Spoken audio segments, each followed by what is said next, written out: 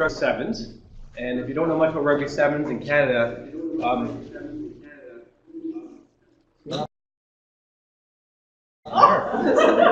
something's being recorded here. So rugby sevens, our Canadian women's team is perennially one of the top 1, 2, 3 countries in the world. You're second right now, okay? So they are one of the best teams in the world, and Mandy is one of the best players on one of the best teams in the world. Okay, so in terms of world rankings, she's way up here, like way up here. She's on highlight reels. She gets tons of points. Huge player for the team. You don't ever want her to tackle you, just saying. You know, she's the kind of player that when all the teams are preparing to play at the World Cups and their major events, she's on their whiteboard. Okay, we're playing Canada. We need to know how we're going to handle this girl right here because she's a threat, and so great to have her tonight. And she has lots of good stuff to say, and we'll go from there. But yeah, very happy to have her here. Great. I just want to start by saying that Bruce asked me to do this a couple months ago, and I had said no. I don't think I've ever said yes to a public or a speaking event, just because it's always been one of my biggest fears. So for me, this is a really big challenge that I think that I'm trying to overcome. It's very exciting. I've never even done a slideshow before. So when Bruce asked me and I said no, I thought that I wasn't going to do it justice because I'd never really seen a sports psych or been to talk to somebody. Like Bruce was one of the first guys that I ever really talked to. And he said, well, do you do self-talk? Do you do imagery? I said yes. And he's like, well, that's a big part of it. So I decided this time that I was going to take it on, and hopefully you guys take some interest in what I'm going to say and take some things away from it.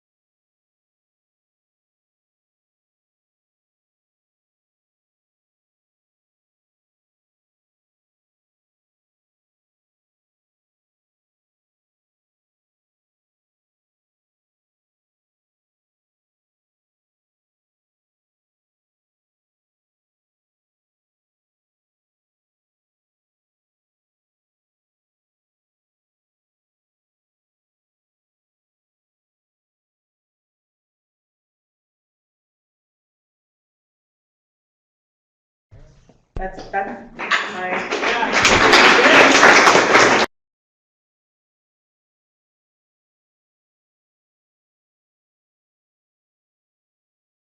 When I think of optimizing performance consistency, I think of developing your own personal.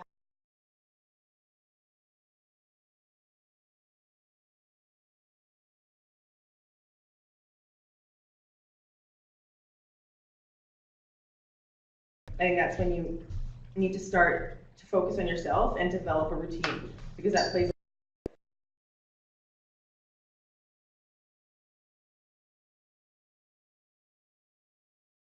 Yes. All right, so my name is Mandy Marchak. I play for the 7s and 15s team. I grew up in Winnipeg, Manitoba, and when I was 19 years old, I decided to move out to Vancouver to pursue a rugby career. I wanted to be the best in the world. That was my goal. So in order to do that, I needed to leave my family and come here and train with some of the best people in Canada, where all the resources were, the coaches, the players. That was something that I decided to do, a life choice that I wanted to make for myself. Sevens is now, it's pretty new on the scene, so I've been playing rugby for about 10 years. In 2007, rugby sevens became, rugby sevens came into the scene. So now that it's 2013, it's now an Olympic sport come 2016 in Rio. So that's something that our team is here now centralized, living all year round, training towards. Next. All right. Okay. So this is our team. We did a team bonding trip up in Whistler, which was, I think, a very important part of team is being there together. You learn a lot about each other. You go through a lot of difficult situations, but it helps you grow as one. And I think learning a lot about each other, you're able to overcome a lot more when you're playing with them and training with them, dealing with situations a little bit differently, a little bit better. Next. Okay, so my experience, my first experience with sports psych was when I was in 2005. It was my very first Tour de France, and we were playing, well, internationally. I was 19, 20 years old, so really young, and probably one of the younger ones on the team compared to a lot of the older girls who around me I would consider legends. So I was quite intimidated. I got on for 10 minutes. It was my first cap, and I didn't play very well at all. It was sleeting snow sideways. The ball got passed to me. I dropped it. Whistle blew, and that was my first real performance. And I was mortified because these girls that I aspired to be probably thinking, who's this girl and why would you bring her on tour?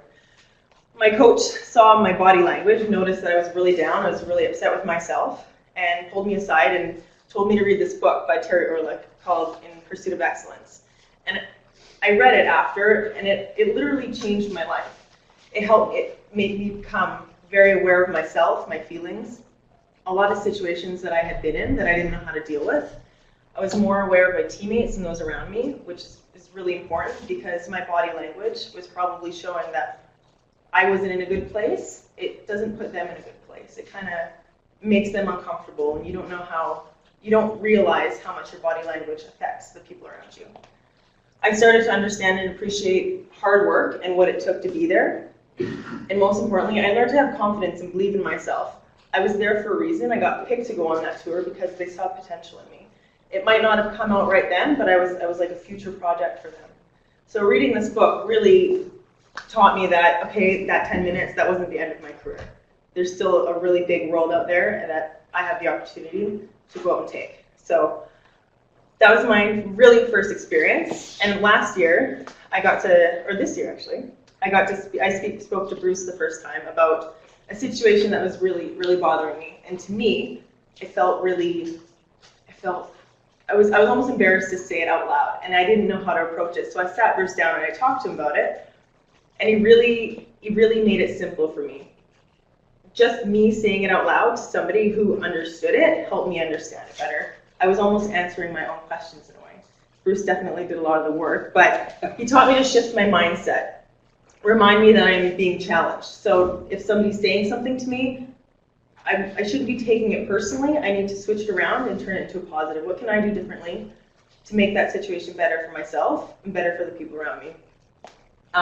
What I was seeing was being broken down is actually challenging me to be better, to reverse what is being said and to find the positive. So in this, sorry. Let's see.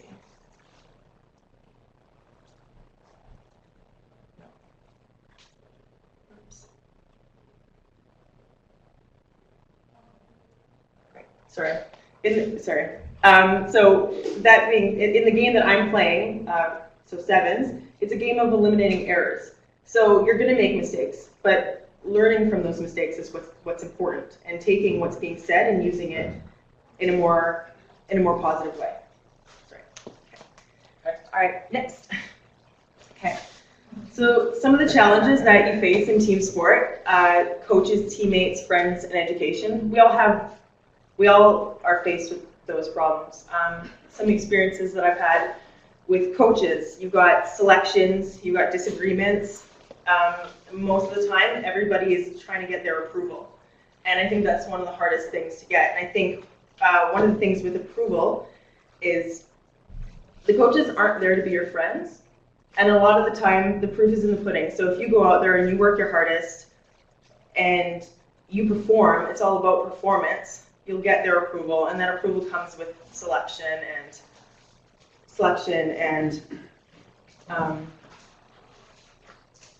yeah, pretty much selection. Sorry. So just being a part of the team in general. So I think it's our choice how we deal with situations like that. So if there are disagreements or you don't agree with selections, it's going out there and working your hardest and performing. And then that's how you deal with those situations. So teammates, like being in a competitive environment constantly. Sorry, I lost my slide.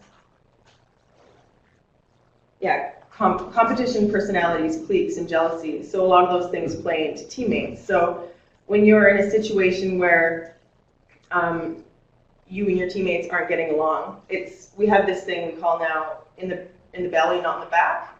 So if you're having a problem with somebody on the team, you go and talk to them right away, rather than it festering, it growing within the team, because problems like that are like a cancer and they spread. And then how are you going to trust those people that you go on the field with and you train with every day, that you need to trust, and you guys have to have each other's backs. So we find that's a really important part of our everyday, is going to the person and talking to them when you're having an issue. Friends pretty much is just not, it's being in an environment where they don't understand the demand that it takes, your training, and they think that you're neglecting them, and so they get upset and it causes you stress. Those are some of the things that I faced with a lot of my friends, is they get really mad and they don't understand what I'm doing, and then they see something like that where they end up being really proud of me in the end. But you go through a lot of the dramas and the stress to get there. It's really hard, because a lot of the times you leave your family and your friends, and you come and you build new family and friends, but you don't want to forget them. And they have a hard time understanding that this is a big part of your life too, and they need to support you in order for you to get to where you need to be. Education, personally, I left university 2 years in Manitoba, and to move to Vancouver to pursue my goal. I always get questioned about, well, what are you going to do? Like, you're going to be older. Are you going to be able to go back to school? Are you nervous? And I'm not. This is a life choice for me, and this is something that I've always wanted to do. I wasn't going to give half to school and half to rugby, because I didn't want to be average at both. I wanted to be the best that I could be at rugby, so that in the end I had no regrets. This was a decision I made, and this is something that I was going to stick with. So I've backed myself on that one. It's a hard one, because you want security, you want an education. Like, I would love to, like, a lot of my friends have jobs and they're happy and they have families, but this is what I've chosen, and I'm really comfortable and in a good place with it. Next slide. All right, mental toughness.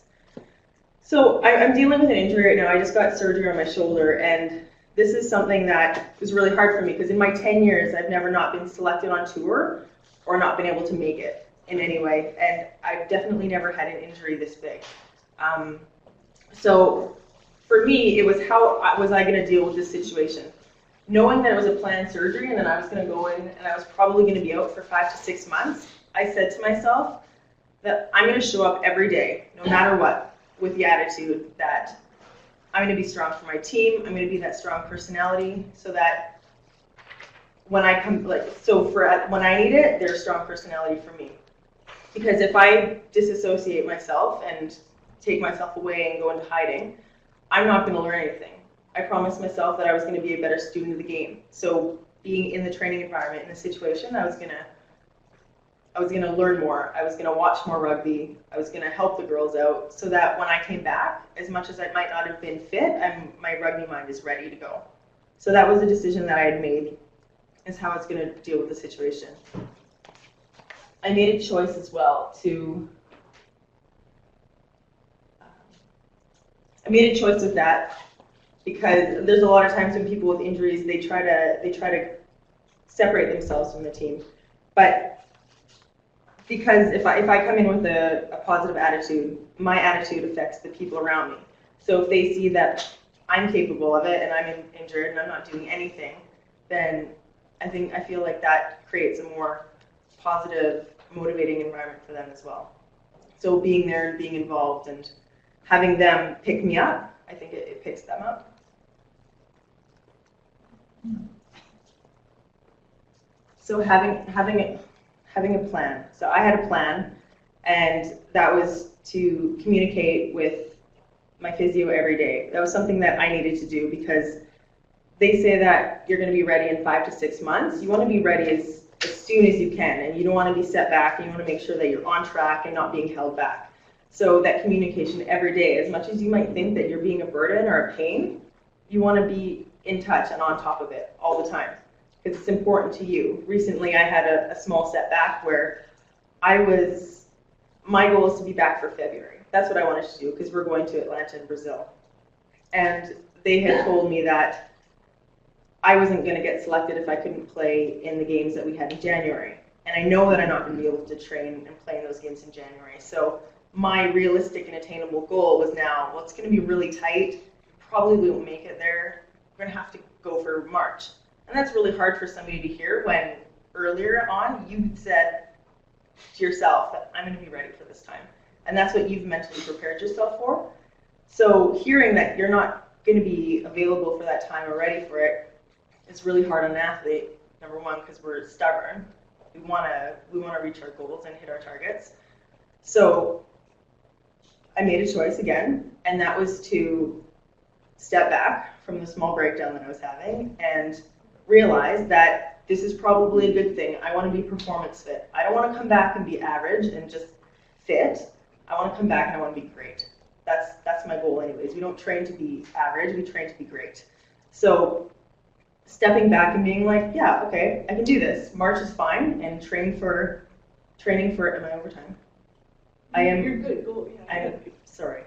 Okay, I waffle a lot, so this is, so I'm now training to come back for March with something that I stepped back and I prepared myself for.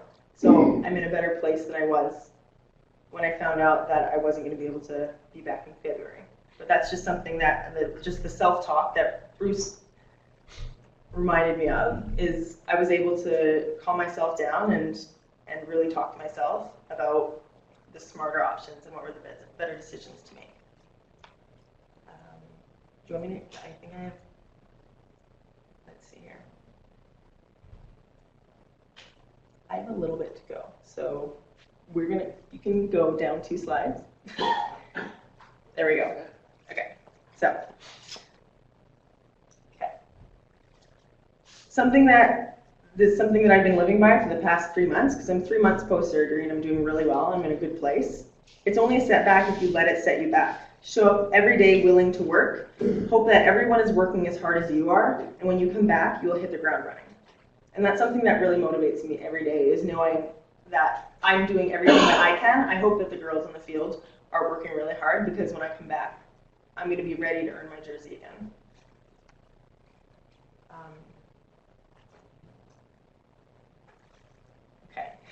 Okay, next one. All right, and just kind of like a conclusion, I feel like all of these things that I've said, whether they made sense or not, play into optimizing performance consistency. If you can understand yourself better, get some evidence, and build some confidence, you then have the tools to become more consistent in your everyday life, and therefore will have a consistent routine to transfer into performance. All right, one more slide.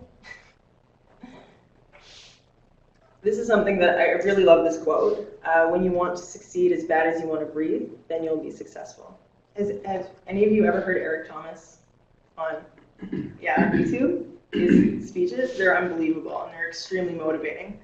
If you've ever had moments where you wanted something so badly that you literally couldn't sleep or had to get up to watch game film, or you couldn't sit still, I have. I'm living it right now every day. If there's something that you want that badly, you're going to go out and get it, and you're going to do it. So I encourage you all to follow your dreams, and whatever it may be, in sport or business, anything, if you want it, go out and get it. Awesome. I want to thank Marjorie and Bruce for asking me to do this.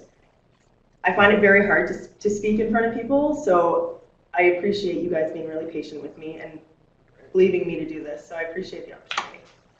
Thanks.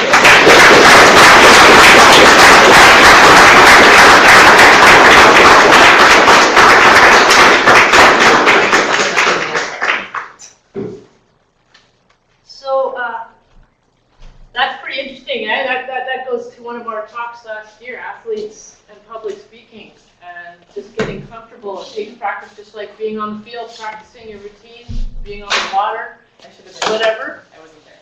Right? I should have been there. Barney did it. Do you know Barney, our talented rowing coach? He did it with one of the rowers, and it's you could endure a ton of pain and shoulder surgery, but public speaking can be by far the toughest thing, and you did a great job. Thank you. Hard, because you know your story, and I couldn't even tell my story. It just gets better every time you do it. And we have a little gift from Canadian Sport Institute Pacific and Subway. Thank you very much. You still eat Subway? Are you allowed to eat Subway? Healthy. Yeah. Whole grain. Yeah. Thank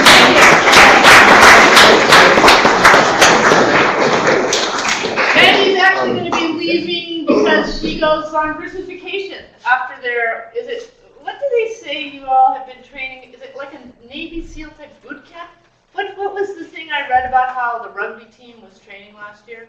I don't know. It's almost like a military kind of between the Olympic lifting and the amazing physical torture that I saw you all enduring on a daily I basis. have no idea. I didn't know that one yet. So, thank you, Mandy. And did anybody have any questions at all? I know you probably do, and it'll be a lot easier to engage, but, I have a zillion questions, but we'll get you back. Pardon? We'll get you back. We'll another time, okay? So I'm really proud of Mandy for coming and doing this. I know this is something she wasn't sure about, so that was awesome. And also some of the stuff you do to prepare to go in the field is how you prepare for this, and you got a lot of stuff prepared. That's awesome. Some of the stuff that Mandy talked about as well, which is really kind of cool. I mean, that's also our topic tonight, and some of the things that we're going to be revisiting on. I'm going to highlight a couple that we're going to talk about here. But one was eliminating errors, not being perfect. We're going to be talking about that tonight as well. Attitude and energy and the impact on those around you. We'll talk about that. And then understanding yourself. Those are three things I'm going to be definitely spending some time on, giving you some stuff to work on around that as well. So absolutely hit the nail on the head for those things.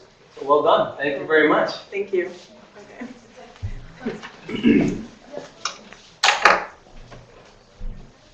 So, Dr. Bruce Pinnell, one of our top mental performance experts who deals with many of the top athletes in British Columbia and has a long history of dealing with Olympic athletes. And some of you may have seen him with Ryan was our last.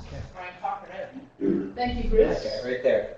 Bruce has been delivering the mental performance series, of which we've got 2 of them now, right? Here. Thank you, Bruce. So please, I'll pass these around. These are Yeah, can you pass me one each so I can make sure I have one when we get back here? Good. Well, thanks everyone for coming out tonight. I know we're getting close. I know when Margie and I were talking about the dates for this, we're like, okay, well, can we squeeze one in before the holidays? And we actually found a night that worked. I was away last week and got back into town. We managed to find a time that works. I'm glad everyone else was able to do the same. Actually, one really neat topic, and I'm really going to go completely, on a different tangent a little bit here, that Mandy did refer to, which I think is important for you guys as athletes, and it has to do with that social network you're part of that may or may not be high performance. Okay, you may belong to, you obviously have your performance group, the people you train with, and your athletes you're with all the time, and they understand you, you understand them, but there are times when you're outside of that. And if we're looking big picture optimizing performance, one of the critical factors to manage is what you do when you're not with your high performance network. When you're outside of that with your friends, who they themselves aren't high performance. They're not trying to do that. Okay? And we have I've spent the last 2 days, I got 2 more days still to go with our men's 7s rugby team. And we're doing a lot of preparation, debriefing, but one of the topics we're going through a lot is how to handle the holidays. Because they're leaving their bubble, and it is a bubble, and Mandy's the same. She's leaving a bubble right now of a high performance. You're protected, and you're going out. You're going home. There's small towns back east, and some of the Rockies and prairies, and they're going to be surrounded by people who really aren't high performance necessarily, and they're going to be surrounded by treats and lots of food and lots of things like that. And so we've been talking about how to protect that over the holidays, and it's an ongoing challenge for you. And I know you guys probably have to deal with it on a fairly regular basis when you kind of go from your high performance team back into your school network friends and back into this. Always look to protect your performance. I mean, it's about optimizing performance consistency, and one of the major areas you can do that in is in what you do when you're not at your training, when you're not in the field of play, when you're not at practice. So that's a great kind of segue tonight as well. So a bit of overview stuff here, a bit of background. I've been with this organization since about 2002. It's gone through some name changes. You may recognize Pacific Sport, CSC Pacific, and now it's the Canadian Sport Institute. So I've been around for a while doing this. Worked with a number of the national teams, with Rugby Canada being one of them, but field hockey, swimming, rowing, the wheelchair rugby team, which is our Paralympic side, and also Triathlon Canada.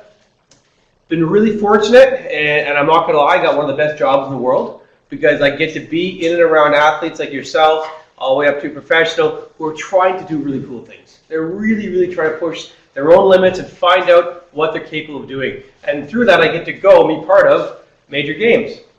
So part of Beijing, part of London, Commonwealth Games in Delhi, Pan Ams, and lots of world championships. And so it's really fun to do the daily training stuff with the athletes when they're doing just their regular stuff, but then go to the event with them and be part of the puzzle there. Be part of their network to support them through that. So I've been really lucky that way. And what I do is I get to work with great athletes, great coaches, great IST, which is integrated support teams, which is like the physiology, the medical staff, biomechanics, nutrition, all these other areas, strength and conditioning, and we get to celebrate a lot of medals.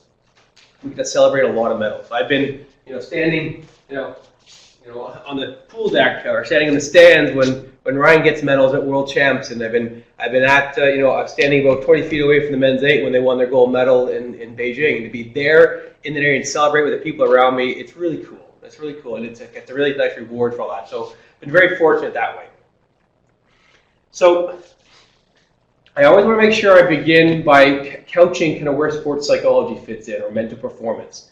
And if you're at my last presentation, this slide, you remember this slide, but I asked some questions around who's had really good performances, and who's had some not good performances. Who's hands up if you've had really just lights out, I can't believe how good I was tonight. And then, what was that? That stunk, okay? So we're dealing with, that's a big thing, is we know that happens out there, okay? But if we're going to be looking at success and measuring how we perform over time, it is a puzzle. It is a puzzle. It's not simply just saying, oh, I was good tonight because I was lucky, or because I put my left shoe on before my right. No, there's a lot more to it. If you had a really good night, there's probably a lot of reasons for that. As well, if you didn't have a good performance, there's probably a lot of good reasons for that. Okay? So you have all these puzzle pieces, and one of those puzzle pieces is psychology. But it's not the only one. And it's really important to understand that anything we're dealing with, any challenges, some of the solutions may come in other areas too, and how we overlap. Also, it could just be simply not understanding what the tactical or technical elements of the sport were there. You made the wrong choice at the wrong time, you didn't execute it properly. It could be physiology pieces, you weren't fast enough, strong enough, quick enough. We work on that too. Of course, psychology plays into all these things, and there's the discipline to train and increase those. There's a lot of connections here. We have nutrition, hydration, recovery, healthy lifestyle rehab. All this stuff makes this big, big, big puzzle that when you get to the top levels, it's all this stuff. It's not just one. Okay? And a lot of you are probably, I see there are a lot of young faces in the room here, a lot of you are probably entering into a window now of your sport and your competition where just being good and skilled has taken you so far, but you're starting to know there's more to it now. Because everyone I'm competing against now at this higher level is actually pretty good too. And so maybe I need a little more behind the scenes in these other areas to start putting it all together to start getting that competitive edge. And psychology is absolutely one of those pieces that we often don't plan for. When we have inconsistent performances, it's often a result of imbalances in these things, or just flat out ignoring it. Okay, so I'm going to challenge you tonight around this optimizing performance, and we'll keep working from there. So this framework is this is a slide that honestly, I probably use this one slide, shows up in almost every presentation I do, because to me, this is a very simple way of looking at it. Okay, we have this triangle, this pyramid kind of shape. At the top, there we have this thing, ideal performance state. That's what we're going for. But the foundation of it is what's called self-awareness. Mandy talked about that right away. Her words were understanding yourself, understanding yourself better. That's what self-awareness is about. Knowing what am I good at, and not just psychology, but all those areas. What am I not so good at? Where's the gap? What do I need to do? That's your self-awareness. If you have that piece going, the next step comes in, which is now doing something about it. Challenging yourself to make those changes. All right? I mean, she was very generous and gave me a lot of credit. All I did, she came to the problem. I just did, rebounded some stuff and talked through. I gave her some ideas. She still had to go do it. Right? She used me as a resource. It wasn't me that made her better. She made herself better by coming and using a resource available to her. Just like she does with her video coach, as a nutritionist. It's taking responsibility for your performance and knowing that it's up to you to get better and to use things around you. It's not my coach's job to make me better. It's not Bruce's job to make me better. It's my job. I'm going to use these things around me and use them wisely. And that's a really important piece. And that starts leading then to better you are addressing not only your strengths and making them even stronger, but the areas you can improve on.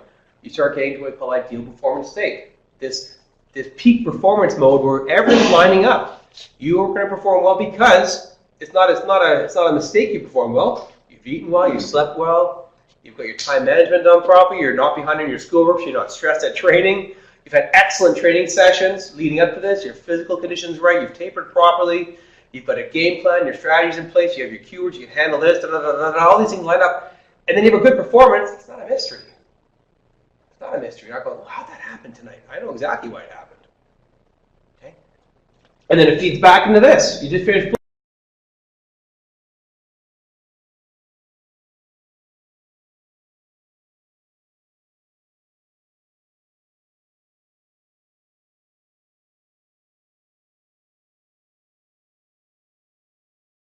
of an iceberg. So what percentage of an iceberg do they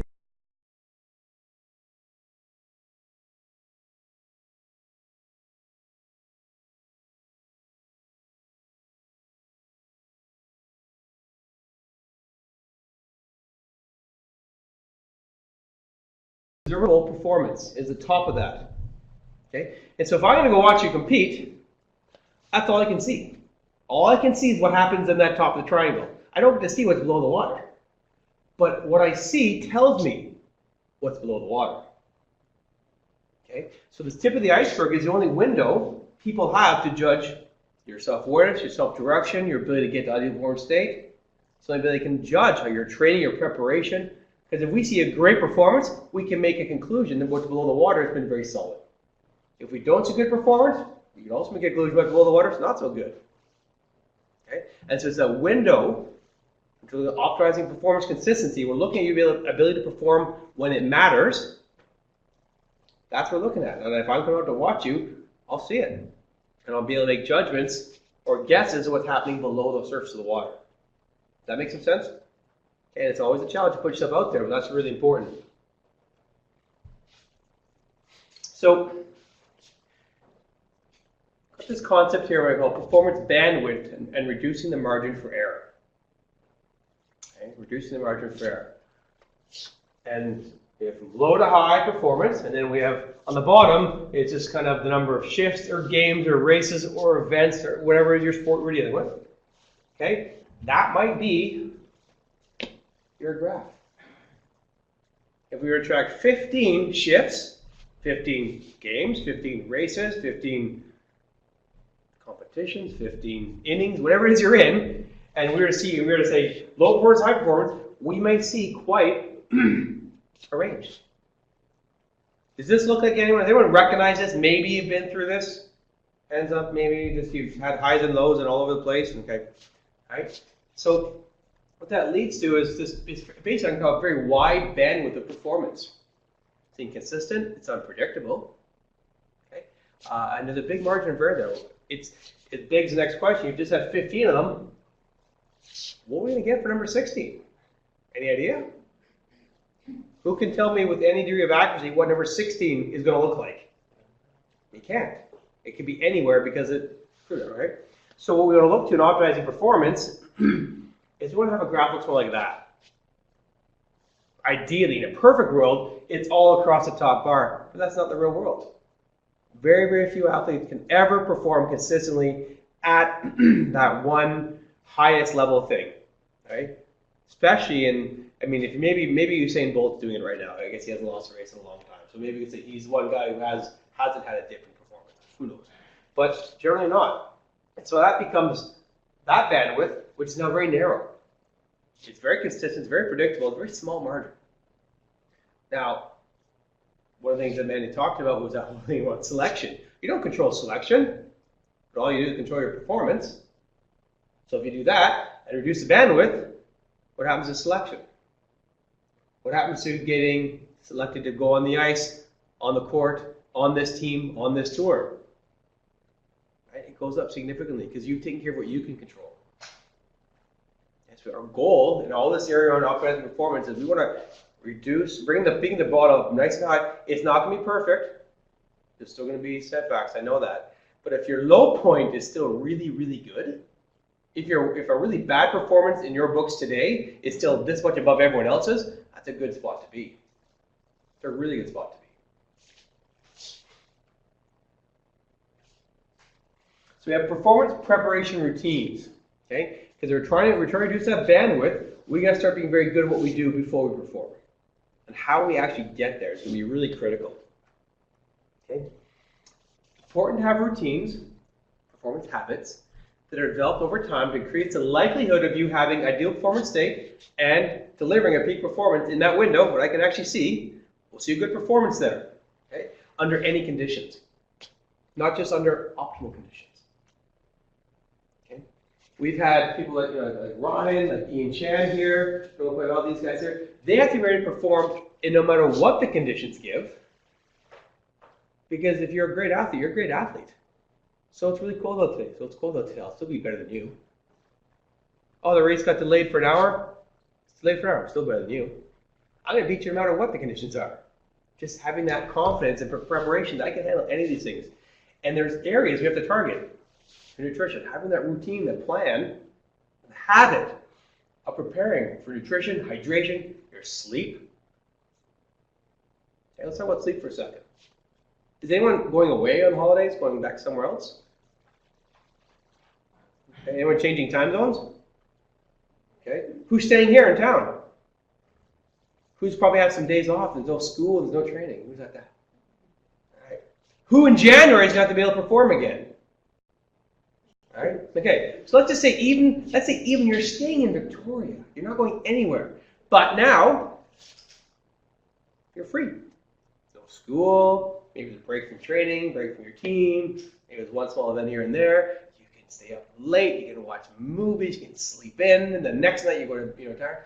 If you start doing that pattern of going to bed at 2 o'clock and waking up at noon, and the next day going to bed at 10 and waking up at 8, then back to 2 a.m. and you're changing time zones every day within one time zone, right? And then you hit January, and even if you stayed in Victoria, you may have done 7 time zone changes in a 2-week period, and your body will never adjust to that. Right? January made an opportunity for you to come back into your training environment, back into a race environment, right back into a competition or selection for something. And if you manage that part right, this to sleep over the holidays, having a regimented routine, not strict, not saying every night in bed by 10 o'clock, but keep a pattern as much as you can, and keep a pattern of waking up too. Get up, do stuff, be active. Because when you hit that window in January, or maybe the people you're competing with spots for, competing with selection, competing with time on the court, time on the ice, time in the game, you've got the edge. Out of my way, I'm better than you. Okay, so things like that are really critical. Our physical preparation routines, such as your stretching and your prehabilitation, like dealing with preventative injury stuff, mental prep routines, going through stuff, your social routines. Important to have social routines. You know, be able to talk to your family, talk to your friends, hang out with the teammates and stuff, but also knowing when it's not time to do that. When it's time to turn those things off. Equipment preparation, getting everything ready. Some of the sports in here have big equipment requirements. Some of them is just put on some shoes. But Even then, you have to make sure everything's ready. Having a game plan, know what the strategies are for going into this match. Who are we up against? What do I know about them? Okay, and then let's say the prehab's in there as well. Okay, we need to cross-reference all of those things with a timeline. When do you think, if I'm going to compete tonight at 7 o'clock, if I have my game, race, competition at 7 o'clock tonight, when do you think my routines and habits for performance tonight will have begun? Maybe 2 weeks ago, but yeah, I mean, obviously you've known something, but ultimately it begins the night before in a lot of ways, is making sure you've gone to bed with the right, you've probably just finished training last night at 9 o'clock or 7:30 or 8 o'clock. The food you eat, your recovery stuff, you're going to bed on time, getting your schoolwork done, it's not stressing you out, you're going to, all those things happen. You eat proper breakfast, have a good lunch, stay hydrated during the day. All these things happen over time, and then suddenly you show up and go to compete. And then maybe people you're up against who aren't doing that. They're doing whatever they want to do, and they're thinking about the competition at 6 o'clock as they're driving to the event. Oh yeah, right, as they're having a bottle of Coke in the car, and right, off you go. Right, so it's about having this timeline you kind of do. I want to be very clear on this, and this is why it's in red here. All the things you do in terms of routines and habits, these are not based on superstition, they're not rituals. Okay, they're not superstitions, they're not rituals, they're routines, they're habits of excellence, and need to be flexible and adaptable to lots of situations. Why do we not want to have superstitions and rituals in our preparation?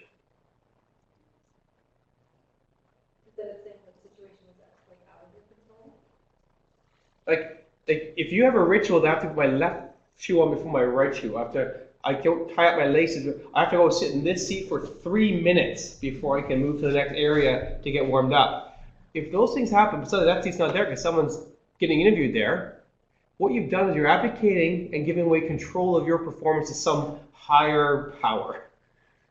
Because at one point in time, you may have had a really good game and you look back at what you did, your self-awareness, and it was, well, the only thing I did different today was I wore my blue socks. Therefore, the blue socks are now the reason you perform well. No, they're not. It's not your blue socks at all. You performed well. Your socks did nothing. They just covered your feet. Right? But we have this real habit to look for sometimes these things to latch onto. And they become ritualistic, which is almost like a pagan style thing. You're attributing it to the gods. No. If you ate well, you slept well, you stay hydrated, you warmed up properly, you had a clear game plan, you're mentally prepared, you handled stress, and then you played well, I know exactly why it happened. Not because of your socks. Not because you sat in row 4, seat 10 for 5 minutes. Nothing to do with that stuff. Yet I'm dealing with this constantly with our athletes. Constantly dealing with these kinds of things. All right? And so I'm always trying to break them down and build them up to something that's just a habit. It's a routine of excellence. And the idea about that meal you had, it wasn't because you had rotini with that sauce. Any pasta will do. So if you can't get rotini, and if you can't get pasta, how are you going to get the carbs some other way? It's the idea is the routine was you had that kind of a meal before you competed, not that specific size and portion of it. Okay, so to start breaking some of these things down, it's amazing how much these carry weight. Hands up if you know what I'm talking about. Who's seen these things happening? Okay. So I'm just putting it out there because we need to be aware of that. So what I've got here for you, you have one worksheet here called Performance Preparation Routines Worksheet. And you can see on here, I have given you a timeline. It begins the night before. Everyone have this? So night before, morning of or day of, your travel to, i.e., when you're traveling to your training or traveling to your event, which could be a very short time, it could be a very long time, what you're doing. What happens in the changing or just the preparation area, the warm-up portion, and then actually within the game, things have to happen. And across here, across the top, those other things we're cross-referencing. Physical preparation. Rehab, stretching, massage, fitness, agility, course, recover. Your nutrition, your hydration, your mental, your sleep, your tactical preparation, tactical equipment, social, and school. Well, I want you to look back and look at when you compete and you're ready to go, what are those things you're doing? If you think you have a fairly solid physical routine the night before, you've got a routine you do well, then give yourself a check mark. I always go, before I go to bed, I stretch for 20 minutes while I'm watching TV, I roll out. I know what I'm doing. Okay, that's like, I'll get a check mark there. If you don't have something, you're not really sure what you do, or it's a bit inconsistent, put an X. If you have no idea, does it apply to me? Put a question mark. And if it's not applicable at all, put NA. And so you can look at this and go, physical, the night before, physically, nutrition, yeah, I make sure I have this to eat, this, this hydration, this drink, I eat this time, I don't have any caffeine after a certain time at night. Boom, boom, boom, I have a plan. Check. I don't know what I do, I just eat. Okay, well maybe it's a question mark or something there. Your mental preparation, rest and sleep. I go to bed at a certain time. And some of these may not be applicable. So when we get down here to change room time, maybe school is not applicable at that point in time. You don't have a routine for your school when you're in the ready area, right? Social, maybe it's a go. But travel too, maybe I like to sit with a certain person on the bus. Or when I get there, when I get to the area, I like to sit with someone socially in the change room. I have a routine. I always sit next to this person. That's part of your routine. And we talk about school, we talk about movies, we talk about listening. That's fine. So try to figure out, you kind of look at this and say, check marks, X's, question marks are not applicable. You start figuring, what is my pattern here? And you don't actually have to have a pattern right now, but you got to start building the pattern. Okay? Some of you may already have lots of check marks in here, so you go, I got no idea what he's talking about. Who is this guy? Okay? But start thinking about this stuff, because as you get to the level that Mandy's at, being one of the best athletes in the world in her sport, she's got more and more and more of this box filled in. Less question marks, less X's, a lot more check marks. It's very purposeful. And when she kicks butt, it's not like, hey, how'd that happen? I know exactly how it happened. It's consistent. Game in, game out, off we go. Okay? So after you kind of work through that sheet, you see right down your areas to target for refinement / improvement strategies, you can look at where you have your X's or your question marks and start thinking, well, I'm going to get better at this. I'm going to read up on this. I know this person on my team does this really well. I'm going to see what they're doing. I'm going to ask them what they're doing. I'm going to talk to people. I need some more help in my nutrition. I'm going to read this. I'm going to talk to my coach. And start figuring it out. And the better prepared you are going into competition, well, we know we start reducing the margin of error. You're going up higher now. Unfortunately, it's not all that rocket science. It's actually pretty straightforward.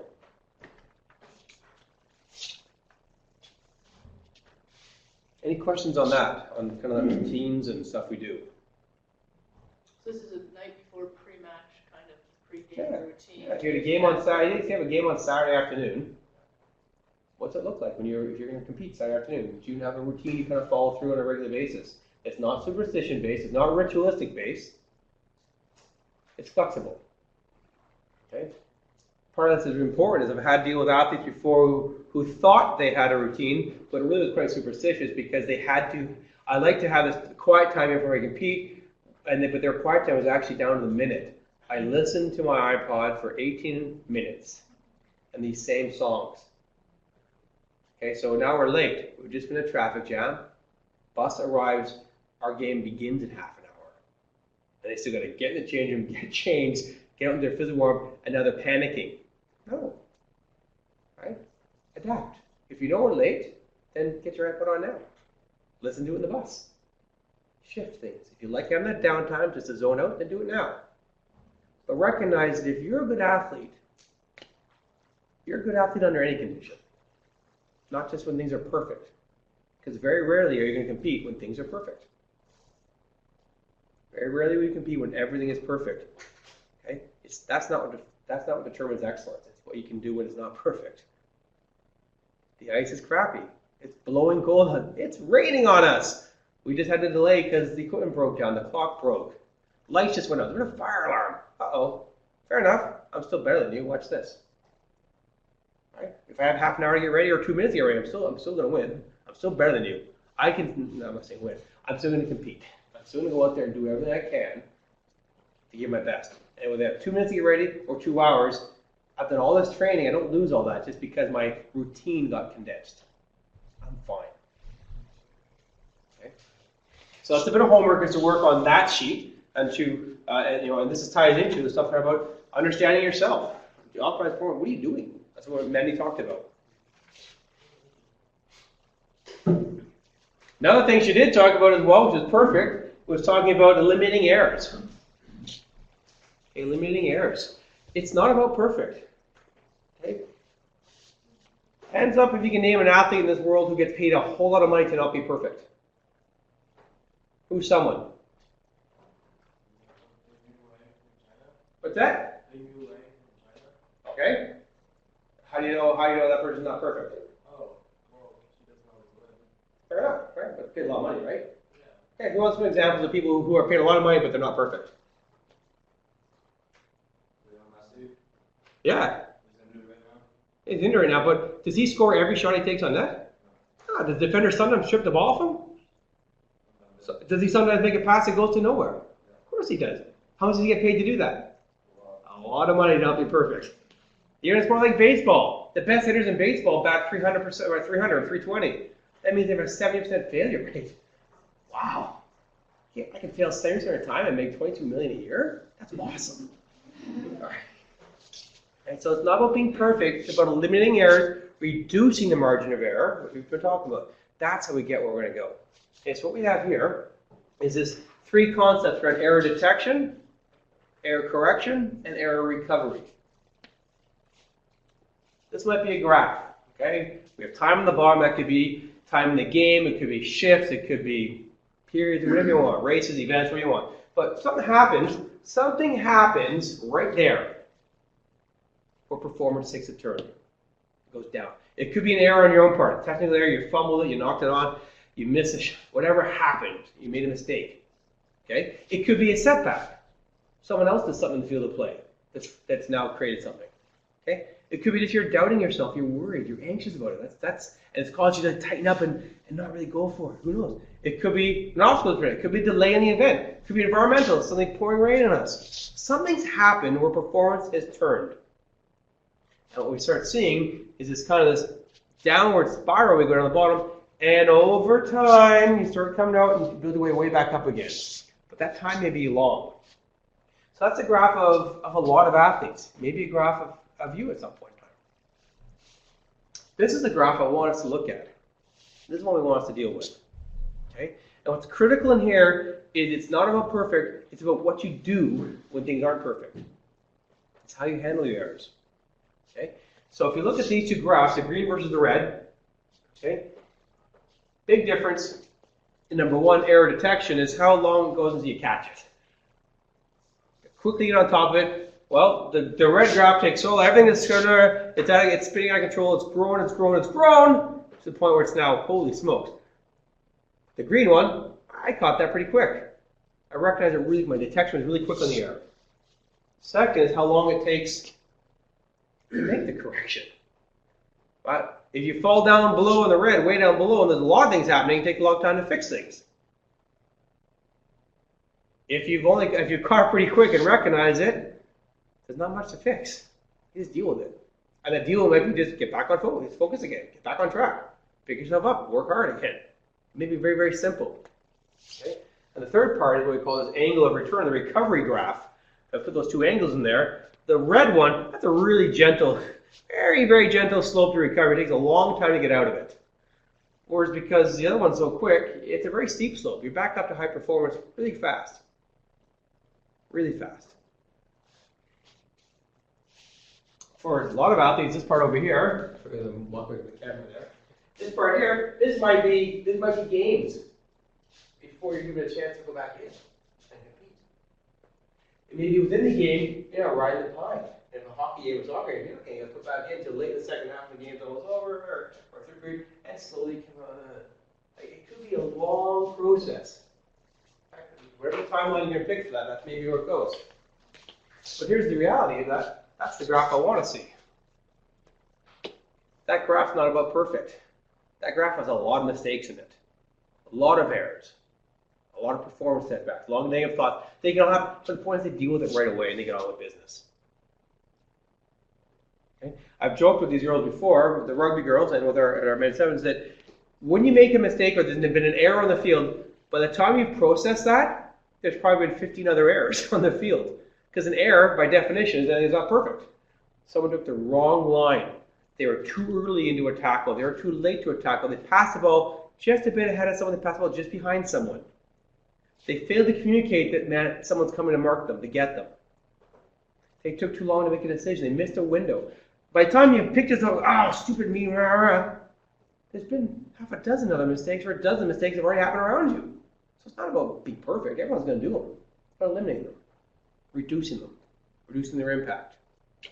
Guy Roger Federer. You guys probably know who Roger Federer is, right? He is perfect, by the way. Okay, well, I can challenge you on that one. I know. Perfectly good looking? Only to me. Perfectly good looking. There you go. All right. Got a perfect wallet. Okay. Here's a guy who, for I think it was 5 straight years, won the U.S. Open. Unbelievable. Yeah, it's holy smokes. I was actually curious. I thought, well, why? What's so special with him? Why can he do this? I looked at all of his final matches in the U.S. Opens, and I thought, well, maybe it's because he has the highest first serve percentage. So I looked at the stats of him and his opposition. No, he's pretty much the same as the other person, or sometimes lower. That's not why he won. Maybe he has a harder first serve than the other person. So no, his first serve is not the hardest in the world either. Maybe it's it's less double faults. Oh, yeah, less double faults. That's maybe one factor. That's good. Oh, maybe he has more winners. In tennis, a winner is just a shot you make, the other person can't return. It's a beautiful shot. They have no chance. No, you didn't have more winners than them either. So the last column looked at was unforced error. And in tennis, an unforced error is when you make a shot, when you fail to make a shot that you should have gotten to. Okay? An unforced error. If Drew puts the ball to me and I hit it and then I hit it wide, hit it long, I should be able to make it. That's an unforced error. If Drew puts it way over here, I have to dive and just get my racket on. That's not an unforced error. That's a winner for him. Okay? Because I put everything and it wasn't reasonable for me to get that. It's when I have a reasonable chance to make a play and I can't make it. That's an unforced error. That's where the difference was. But he wasn't perfect. He had 18. 18 shots he should have made. The guy's paid millions of dollars to be perfect. 18 times, he messed up royally. But his opposition messed up 38 times. Okay, that was the difference. That's why he wins U.S. Opens. That's why he wins Wimbledon. Okay? Because he makes errors, but he deals them real quick and gets back on track. One error doesn't lead to another and cascade down to the point the game's out of reach and you're done. That's a big difference there. So in your games, Manny said it, I'll say it, it's not about perfect. Errors are going to happen. People are paying a lot of money to be not perfect. It's okay. They're going to happen. How you deal with them is going to be so critical to optimizing performance consistency. And having strategies around that, which we're going to get into in a second, is going to be really important. So in competition strategies. So this is when something's happened. Okay, this is when, so you recognize there's been a setback, something's changed, something's whatever, you're not in the right spot. One concept we have is called symbolic release or symbolic capture. Anyone ever heard of these before? Symbolic release, symbolic capture? No? Okay. Basically, it's an action or behavior you can do that's linked cognitively to letting go of something, releasing it, or engaging in something. So I may do something to let it go. I may do something to engage. Okay? An example, some like our swimmers here, they wait till the last second before they put their goggles on the blocks. They did all their stuff already, and they sit there, and basically now there's 15 seconds until the race begins. The moment, this is when everything ceases to exist. Goggles are on now, push them in. They just captured everything. Whatever was happening, there's been announcements, they've been waving, they've sung whatever's going on. At this point in time, it's all about my lane and my race. Everything, they just captured it, kaboom. It's an action. They did something very symbolic to get that. Okay? So some examples here for you guys. It could be like, actually, when you put on your jersey, or when you take off your jacket to go play. Make that actually an important gesture. Don't just throw it on, have whimsical, and off you go. Make it important. I'm taking my jacket off, game shirt on, boom, I'm in. Putting on your shoes or your cleats or your skates, right? Your goggles, right? Picking up the piece of equipment you have to compete with, right? Whatever it is, if I'm going to make that act, it's intentional, very intentional. I'm going to grab it because I'm all in right now. And whatever happened before, I can let go. Okay? Could be the entering the court, entering the ice, right? If I know I have to go train tonight, so I'm training, and here's the white line. Maybe it's a soccer team, or it's a basketball team, or whatever it is. But serious training. I just had schoolwork I got done. I'm just talking to my friends over here. We've been talking about movies and hanging around. Okay, I'm ready now. Maybe I just put on my jersey, but maybe that wasn't enough. Okay? I have to treat this like a threshold. And my stepping over that onto the field of play is an indication of my engagement. And I will pause there. I'm all in. Let's go. I'm ready to compete. And I come off, take my break, you leave the field, get some water in it. Fine, I can turn it off. But as I step over that threshold every time, that's my time to capture. Increasing consistency. Touching a logo, a Canadian flag, a tattoo. Okay? Pausing before you begin your event to touch your team logo. Know what it means. Boom. Everything just goes right to right now. I'm here. I'm not anywhere else. A Canadian flag. We have a lot of teams I work with. When we go international, we'll have a flag in the event somewhere. And you'll see guys pause. In they go. They touch the flag because that's what they're representing as Canada. And then when everyone's going on, there's distracting, they just grounded themselves. They've captured themselves. Here we go. Okay? I've had several athletes who have tattoos who will rub a tattoo because that tattoo is meaningful to them about something they care about, something they've invested in. Could be Olympic rings. Athlete who rubs a tattoo right here. No one else can see it, but they know it's there. And that's their lock-in point. That's their engagement. This means something to me. It's there for a reason. I've earned it. This is why. Let's go. To release things, you can spit things out. Have some water. Don't drink it. Spit it out. Let it go. Something's bugging you. Can't, it's getting in your mind. You're frustrated. Take some water and swish it around. Get the negativity in there. Spit it out. It's gone. It's on the ice. It's on the field. It's in the gutter, wherever. It's gone. It's on your opposition, maybe. Right? Wiping your hands. Just this gesture. Just get rid of it. Clean them up. Between plays, stoppages, whatever you want. Brush something off. Just, it may not be in there, but just this. Set to go. You see tennis players will grab their strings and adjust them. Strings are fine. They're just centering. Everything's around. There's 20,000 people cheering and screaming at them. They've just lost a point. They just won a point. If they win one more, they win. Whatever the situation is, they squeeze things out. They let it go. Okay, I'm ready to play now. Golfers do this, and they clean the clubs off. They'll tap the shoes just to get rid of stuff. Get rid of it. Okay, lots of opportunities for symbolic release capture when you sense performance isn't going the way you want. Okay. The next one is what I call focus/refocus critical moments. Okay. Your sport is full of opportunities, full of change. Momentum goes this way, it comes back that way. Lots of things happen in a very short period of time that can completely alter the flow. And they're all going to be critical moments. Some critical for you, some critical against you. Okay? So my question for you is, are you aware of those critical moments that give you energy? Those ones that are good. Their momentum shifts in your favor by either your actions, a competitor's mistake, competitor's failure, your teammates' actions possibly, but something that gives you energy that you can seize. What are they? Recognize them.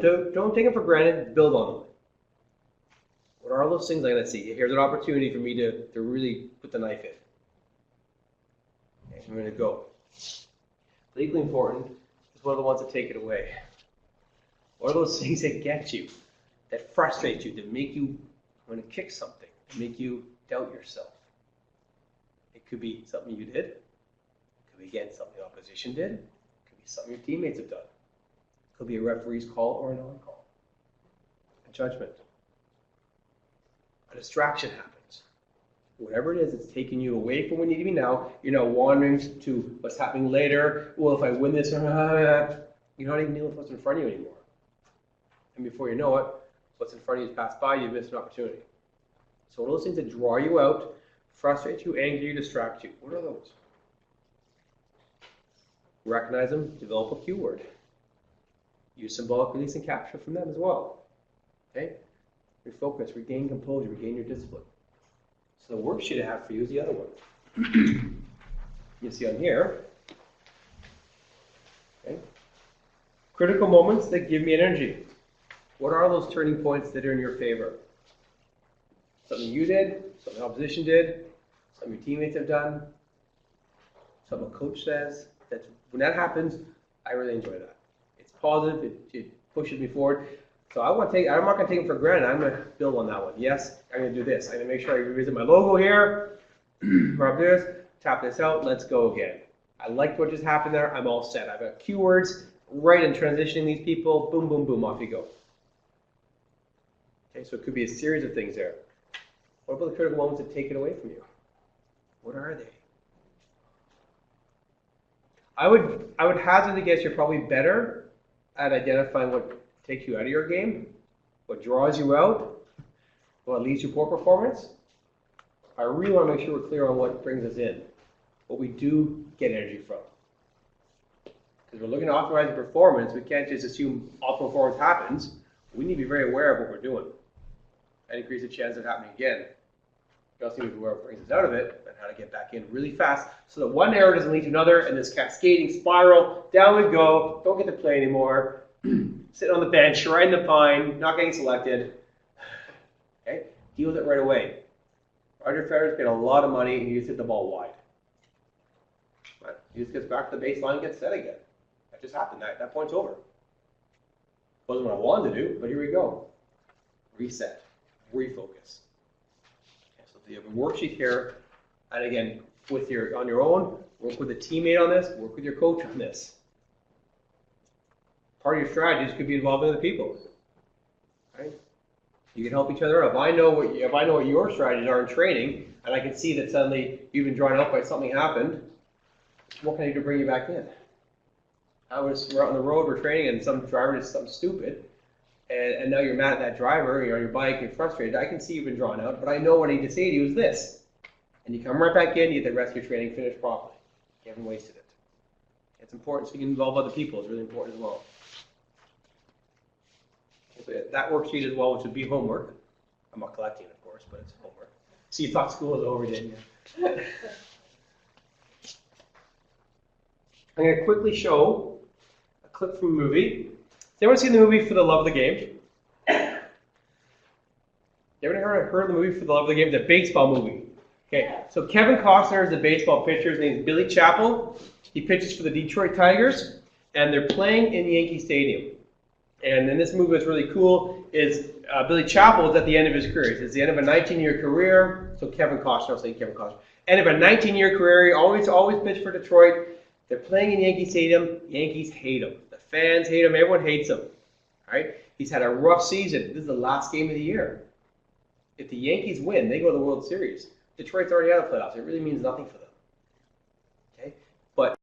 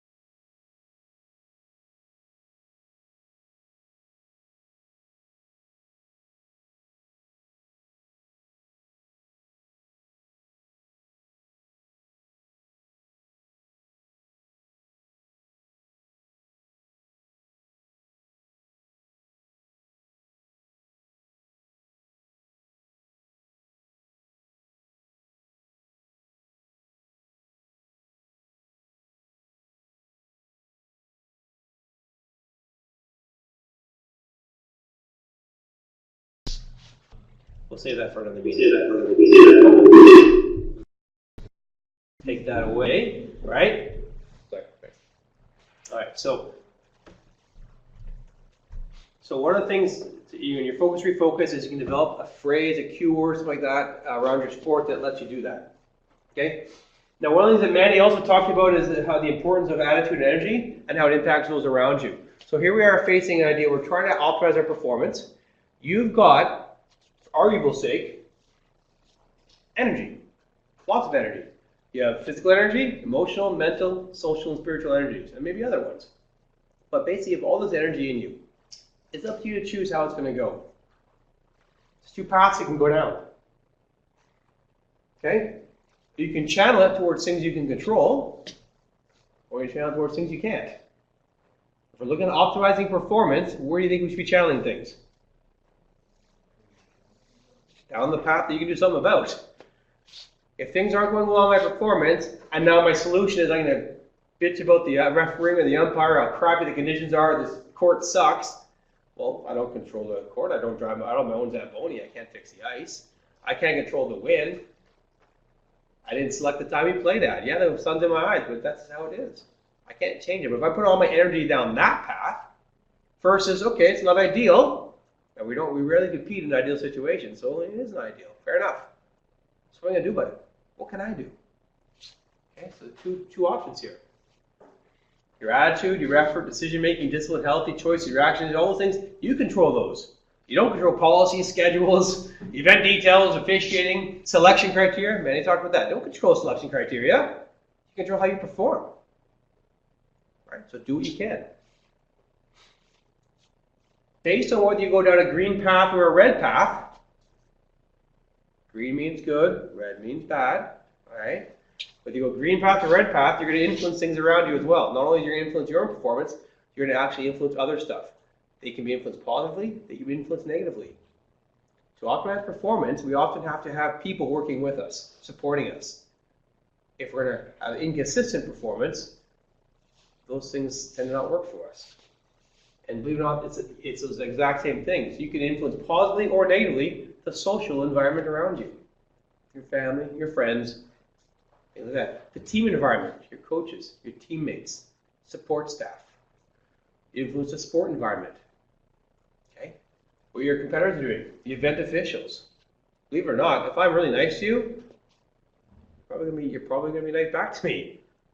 If I tell you you're a what are the chances of that working in my favor later on in the match? Not so much. Right? Okay? Spectators, media. So based on whether you choose to handle a tough situation by doing what you can do about it, focus, refocus, symbolically capture, control things, right? Have your routines versus, oh, it's unfair, this sucks, I can't believe this happened, you're such jerks. You're going to influence social environment, team environment, sport environment. It's up to you whether it's going to be positive or negative, though. But they are going to be influenced, guaranteed. That makes some sense? And it's crazy how people underestimate the power they have. You come off the field of play, you come back to the bench, and if you sit there digging into something and really getting mad, you will spread that across your team pretty quickly. If something happened that wasn't fair or good, fair enough, it's going to happen. I know that. If you come back and handle it very, very properly, very professionally, very refocused, you actually have influencing people around you as well. You bring them with you. You got a question? I was just wondering, things that are beyond control, things that you can control. We're here for the sport of curling, and in curling, there's lots of variables. It's a team sport. But like the schedules that sometimes are out of your control are draws. Yep. Triple knockouts, that kind of thing. Our team ended up having to play 6 10-in games in 48 hours, and part of that was sleeping. And then of course just every game you had just enough time to eat and basically maybe relax for a half hour, and then be out on the ice and warming up and then doing the next game. And the games were long games because there was no time limit on the playdowns. Yeah. The last game, 6th game, we went down 5 in the first end. And I think that it was just mental. It was just they like how you prepare for something as grueling, and it wasn't physical, it was the mental. Well, in some of the strategies in this, there's probably more to the story I have to ask a lot of questions around, but it'd be recognize that potentially the situation you're in, the team you're playing against may, I don't know, may have been under a simple schedule. They may not have been. They may have had some other challenges too that you're not aware of. We have a default when we're under pressure or under stressful situations to assume that we're the only ones dealing with it. And the default is sometimes erroneous because what we don't know is what's happened to them. They may have had 1 or 2 players in their team who have the runs, but have eaten well in 3 days because they've been sick. You don't know that. We're making an assumption there. We're making the assumption everything's perfect in their world because everything's not perfect in ours. The reality is they may have just had a fight 2 hours ago between team members. Someone's family member is sick. Someone's parents have come into town unexpectedly and they put a lot of pressure on that kid to play. We don't know what's happened with them, but we can't make the error in thinking that everything for them is perfect because things aren't for us perfect. So what you can do is control what you can do about it. So we make sure we have we anticipate this stuff, we know our schedule, or even though we don't know, we just won, we just lost, it moves around. Let's get our hydration figured out, let's get our nutrition figured out. And when we do have downtime or any kind of rest, what are we going to do with that? Are we going to sit down and play Xbox and video games in a hotel for half an hour? Are we going to actually recover properly? You can start looking at what you can control. And even saying the things like, you know what an event. What a story this is going to make afterwards. When we win this thing, when we perform so well despite these things. What a great story that'll be. So I think they've shifted everyone from being problem focused to being solution focused. Like it's going to be a great story. We just played 6 games in 2 days with da-da-da-da. What a great story that we were so good consistently about that. That's awesome. And you suddenly take them away out of being problem focused into the solution side of things, into the possibilities. And then maybe some strategy. I mean, there's probably a lot more to it, but there's little things you do because the reality is it's sport, right? It's what you signed up for. And that's kind of cool. Okay, so does that make a bit of sense? Yeah, it's a bit of a glimmer in the right direction. Yeah. At some point, I'm basically speaking for my son Paul, who was sitting here just earlier, but he had sort of the slack league, which is the top curling league in Victoria. Mm-hmm. He had a game at 6:30. Oh, yes, right. That happens. Okay, so these are some things to consider. So kind of to wrap up in summary, okay, if we're looking at optimizing performance consistency, we need to make sure we're very aware of our performance bandwidth. A constant goal is not to be perfect, but it's to reduce the margin of error. To make our low water mark, or even our bad performances, still really pretty good, because we've done a lot of stuff to prepare it right. We're going to have very solid routines to set the stage, to increase the chances of being an ideal performance state, and to actually have a peak performance out there. And it can't be left to do, I'm on at 7 o'clock, I better start thinking about it at 6:30. No. It's got to be much more sequential and progressive than that. Okay, so we have routines around those things. It's not about being perfect. Right? It's just not going to happen. So live with it, move on. Okay, but reduce those errors by detecting them quickly, correcting them, and then quick recovery back on top, because there's not much to fix. Just deal with it, get on with it, it's okay. And then we have some in-competition strategy to look at, symbolic release, our capture, our focus, refocus, those critical moments, those worksheets you work on as well. So we can do all these things around, try to increase our chances. And finally, you have energy, figure out where you're going to put it. Are you going to be the one who cranks the heat up and opens the window? So it's all wasted? There's no return on investment when you turn the heat up and open the window, it's all gone. Okay, I'm putting time and energy into this, I make sure I'm doing the things I can control. If it wasn't fair, here's what I'm going to do about it for me. Not, I'm going to go bitch about it some more. That doesn't help anyone. I'm going to control me, and by doing so, I influence what's around me, which will lead me more likely to getting back on my performance. That's it.